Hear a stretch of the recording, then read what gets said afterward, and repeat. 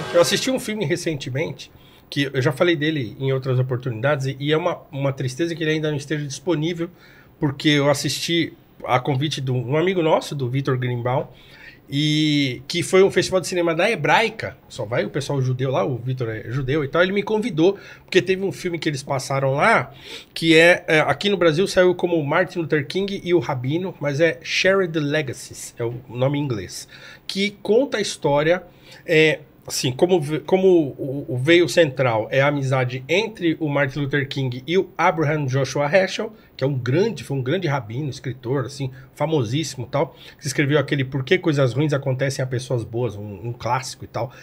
E não só isso, mas o envolvimento da comunidade judaica americana com o movimento dos direitos civis. Vilela, eu assisti esse filme chorando do primeiro minuto que o filme começou até a hora de subir os créditos. Eu chorei o filme todo. Todo. O Vitor ficava olhando pra minha cara assim. Cara, o primeiro testemunho que aparece é de um velhinho, porque aí eles pegam as pessoas que ainda estão vivas, que participaram desse momento nos anos 60 e coisa e tal, né? E aí eles vão contando a história, né? Mas por que eu tô evocando esse filme? Porque, primeiro, você entende ali o envolvimento da comunidade judaica com os negros americanos, porque eles entendiam que aqueles caras estavam passando. Pô, nós acabamos de passar por isso. Né? Na década de 40, nós passamos por segregação. Os negros estavam sendo enforcados, queimados vivos. Então os caras falam, não, a gente entende o que vocês estão passando, nós vamos lutar junto com vocês. Então eles contam essa história. Então aparece a filha do Heschel, aparece lá um cara que foi correligionário do Luther King. Então eles vão testemunhando, tal, assim, um filme assim muito comovente. Espero que os caras disponibilizem. Não tem nem DVD dos caras para vender ainda. Bom, no final do filme entra o lance do identitário. Por quê? Porque quando o Luther King morre, a luta pelos direitos civis americanos, ela se radicaliza. E ela assume posições marxistas muito radicais e tal. E aí os caras falam, aí a gente foi expulso. Aí vem Pantera Negra. Exatamente. Aí o que o pessoal judeu fala assim, nós somos expulsos da luta. Eles falam, não queremos mais vocês não. Agora somos nós. Agora não quero mais saber. Acabou a brincadeira. E aí virou um nós contra eles. Então eles contando essa história com pesar. E aí aparece uma cena lá que aconteceu que uma dessas herdeiras desse legado, dessas, né, da comunidade judaica que ajudou na luta, se não me engano a filha mesmo do Heschel, ela foi convidada para um evento para falar sobre isso, sobre aniversário dos direitos civis e tal. Era um evento acho que numa faculdade, não sei. E ela ia também falar, e tinha uma ativista negra e tal. A ativista negra falou, eu não vou se essa mulher for. Então, a ativista negra falou, não, eu não vou. E aí tiveram que vetar a mulher, a filha do Heschel. Não, hoje comediante lá não vai à faculdade mais. Cara, lá nos Estados Unidos não vão mais. Falou, não, e aí o filme termina com esse clima de... Aí no final aparece um pastor negro americano e um judeu desse, assim, herdeiros dessa luta, eles se abraçam, conversam, sentam e falam, poxa, a gente precisa reconstruir isso, porque agora virou um negócio muito... separou tudo e tal, não sei o quê. Então é um exemplo do que virou, né? Então assim, é de você ficar evidenciando sempre a diferença. Sempre a diferença, sempre a diferença. Então o tal do identitarismo é isso. Né? Você evidenciar a diferença e acaba virando aquele adágio batido pra caramba e meio clichêzão, que é o dividir pra conquistar, né? Os caras dividem tudo. E aí eles estão mandando em tudo. E aí o que acontece? Eles vão manipulando quando todos você, os grupos, cara. É o que acontece. Quando você tem uma turma que separa por raça, todas as raças vão falar, então é guerra. Então, assim, é óbvio que ninguém aqui vai elogiar o supremacista branco, eles são uns idiotas, mas eles surgem no momento em que alguém resolve separar e botar uns contra os outros e fala assim, nós vamos separar por raça. Aí algum... ou idiota, ou... Eles surgem não, né? Eles ressurgem. Ressurgem, eles isso. ganham um momento de novo, isso, né? Isso. Quando essa discussão, assim, é separado? Isso. Então tá. Então eu vou defender o lado de cá. Então eu vou fazer uma passeata também. Que coisa mais absurda do que os caras fazendo passeata supremacista lá nos Estados Unidos em 2016? Isso. Mas que loucura que é essa? Por quê? Porque o discurso ficou tão inflamado desse separatismo, e aí assim, para voltar pro Alexandre, porque ele estava desenhando muito bem essa linha. Que aí, por quê? Por que os caras fazem essas passeatas lá em 2016? Porque aí surge o Trump, que é um disruptivo dessa linguagem que está acontecendo, que está dominando o cenário político no mundo naquele momento, ele surge como um grande disruptivo. No ano do Brexit, que já foi a primeira paulada. Que, assim, ele surge naquele... E quando ele surge, aí os caras que, assim, né, se sentiram... Todo mundo se sentiu no direito de se representar.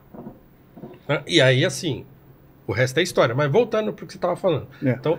Não, mas e aí que acontece? Aí naquele mesmo final do ano, aí veio o Mark Zuckerberg, que ele fala de fake news, e ele faz aquele meia-culpa no Yom Kippur, né, no dia do perdão, e ele fala, não, na verdade, o Facebook é que ajudou a espalhar o ódio, não sei o quê, papapá. E aí começa o negócio do Estado policial em cima das redes sociais. De dizer, não, então, peraí, já que a eleição, a gente gosta de democracia até a página 2, mas no momento em que os caras votam o Brexit, né? E votam no Donald Trump, a gente parou de gostar da democracia. E aí, o que nós vamos fazer? Nós vamos achar uma explicação. A explicação é porque tem a Rússia, porque as redes sociais... Aí começa aquelas loucuras todas como desculpa. E esse é um problema do radical liberal, que a gente vê hoje muito numa discussão que essa direita tosca, o que eu brinco, eu chamo de monarquista com K do monarque, né? Tá. Que é uma... esse é o outro monarquismo complicado. Que é achar que você não pode ter nenhuma discussão porque é liberdade de expressão. Porque você tem aí dois extremos.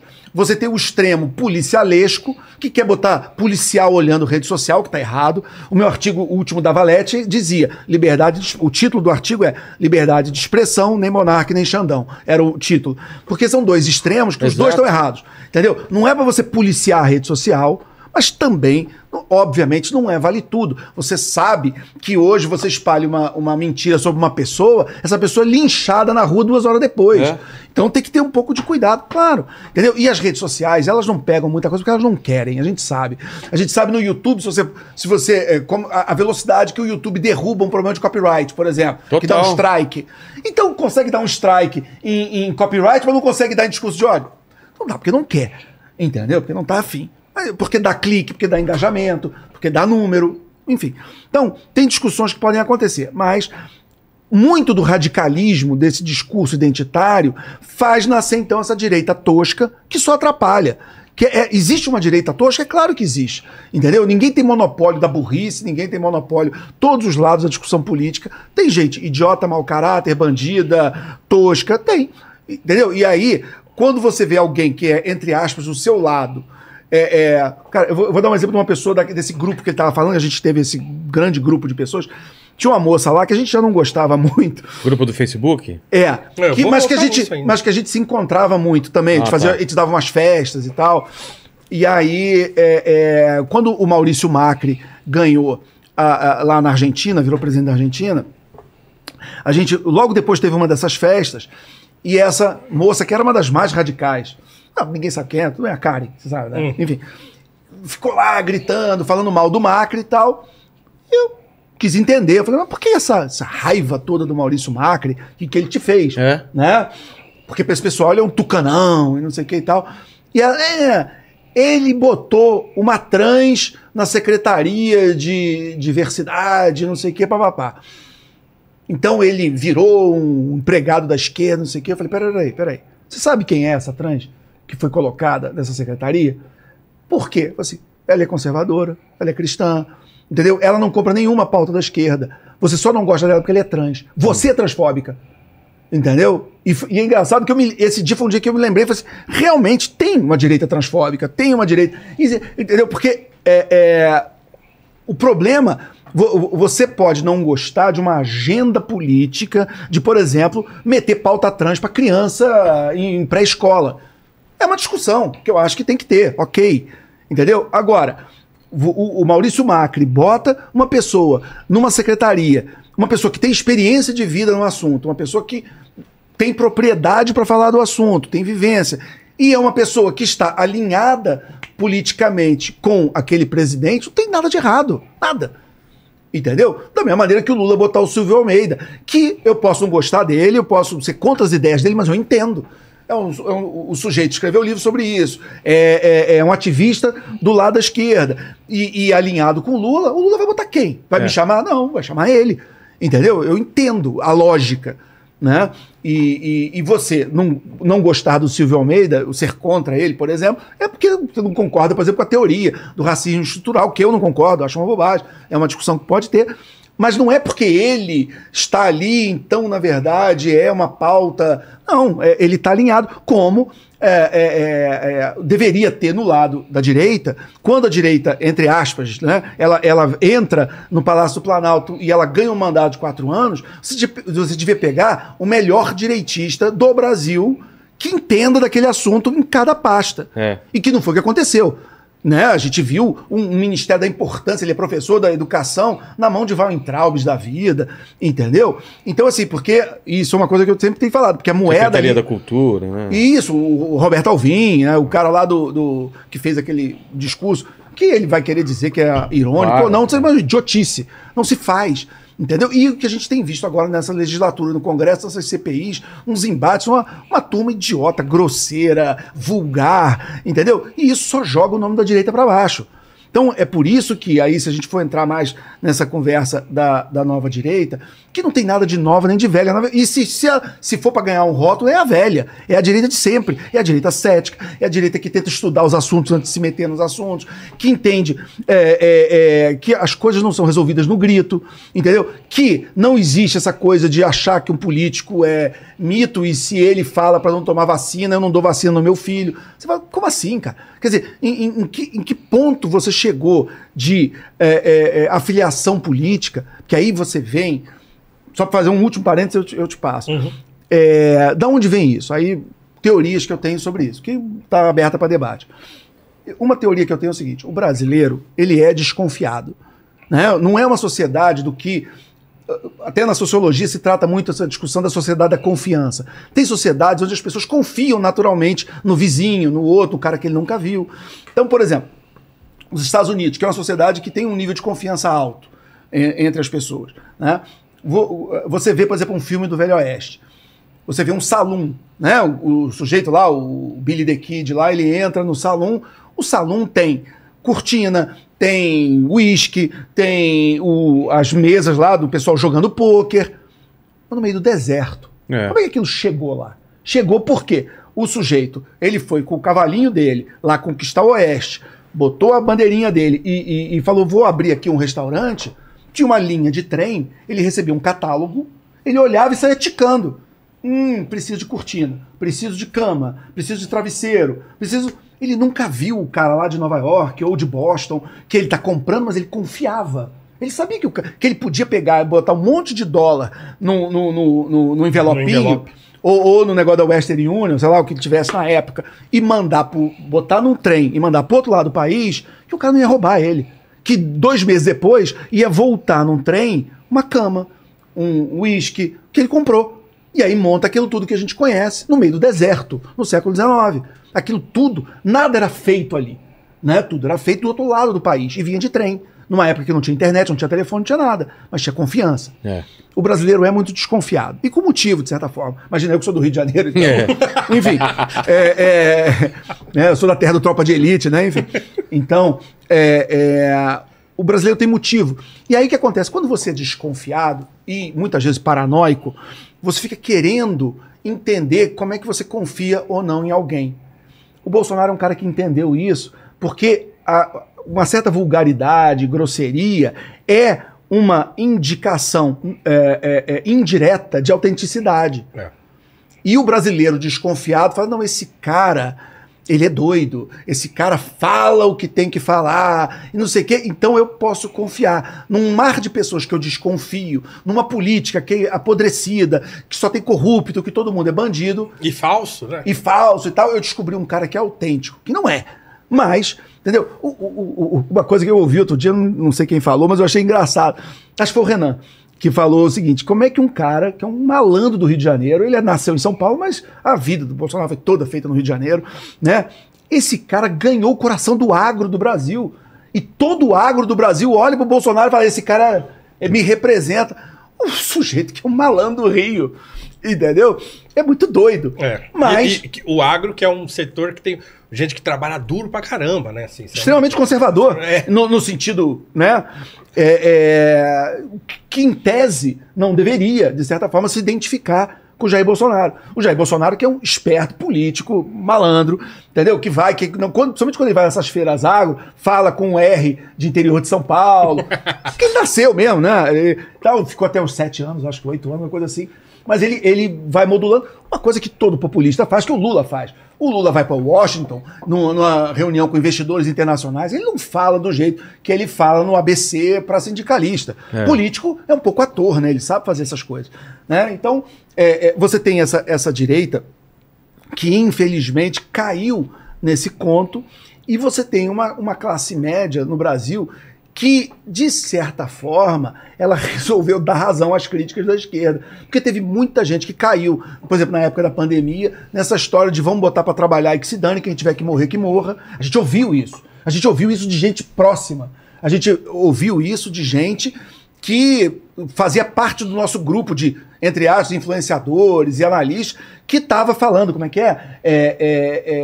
cuidado para preservar a CPF e matar as CNPJs, como é que é? Das falências. Tinha uns bordões assim, né? Você, como é que é? Vai morrer mais CNPJ do que CPF, negócio isso. Assim, né? Que era um papo desse mesmo. Assim. Aí você ouvia isso, e você prefere o contrário? Você prefere que morra mais pessoas do que empresas? Em nome de um liberalismo. Aí os caras usaram o liberalismo para isso. Cara. Eu fiz parte de um grupo de WhatsApp de um dos institutos libertários do Brasil, assim. Que tá todo corrompido para essa... Cara, assim, que chegou uma hora, eu e uma outra moça que tava nesse grupo, que é a Débora Bizarria, eu posso até falar, porque a gente conversava disso nesse grupo, a gente fala assim, o que tá acontecendo? Ela me chamava no privado, a gente fala, o que tá acontecendo com esses caras? Porque assim... Todos eles viraram radicais bolsonaristas. Os caras que eram libertários, os caras que assim, que era o imposto é roubo, o governo é ruim. De repente esses caras estavam todos assim, não, porque o Bolsonaro agora vai fazer, porque o Bolsonaro não sei o quê. E te chamando de comunista. Não, e esses caras terminaram o ano de 2022 tentando convencer uns aos outros de que o melhor seria que o Brasil sofresse um golpe como no Chile. Não, o Bolsonaro tem que ser o nosso Pinochet, porque aí ele vai ser o ditador e vai deixar a economia liberal. E aí ele traz o Paulo Guedes, que se criou como economista no Chile do Pinochet. Eu ouvi isso de um amigo muito próximo a nós dois, que agora não é mais. Mas ele falou isso na casa dele, no aniversário dele. Eu e o Vitor, citando o Vitor de novo, Vitor, beijo pra você. Eu e o Vitor na casa desse amigo nosso, e esse cara contando isso aí pra gente, ele falou pra gente. Isso... Pandemia rolando, a gente foi na casa dele e aí ele falou assim, não, porque viu o que aconteceu lá no Chile e tal, os caras deram um jeito lá, por quê? Porque tinha um cara que era o ditador, mas a economia era liberal. E agora é El Salvador, né? Eu sei que vai ser meio polêmico, mas agora tem uma direita namorando com El Salvador e eu não vou dizer que eu sou especialista em El Salvador. Agora, eu não compro o argumento, e esse é um ponto importante, eu não compro esse argumento, o sujeito lá, eu não sei, ele é meio doido, tá enfiando a porrada nas gangues e tá baixando a violência. Legal baixar a violência, legal combater gangue. Mas ele mudou a Suprema Corte, ele tá mudando a Constituição, entendeu? Então ele tá construindo um caminho ditatorial. E eu sou obrigado a desconfiar. Por quê? Porque toda ditadura, em maior ou menor grau, é montada com esse discurso. Tem um problema, a gente tem que acelerar, a gente tem que fazer alguma coisa. Os fins justificam os meios. Cara, a gente saiu da casa desse amigo, eu e o Vitor, um olhou pra casa do outro dentro do elevador, e a gente falou assim, cara, o que tá acontecendo? Assim, um negócio que eu nunca esperava ouvir da boca dessa pessoa. Eu falei, o que tá acontecendo? Outro dia discutindo comigo, na pandemia, dizendo que não tinha que ter distanciamento social, porque aí ele usou o exemplo da Índia. Olha como é que tá a Índia, não sei o que. Eu discuti com ele, sei lá, 1 hora no WhatsApp, e eu falando pra ele, cara, assim, não dá, e tal. Ele, não, porque a Índia, não sei o que. Passou 2 semanas, ainda tava toda cagada de pandemia, todo mundo morrendo de Covid. Eu nem falei nada com ele depois. Eu falei, deixa que ele veja sozinho, e ele se convenceu sozinho.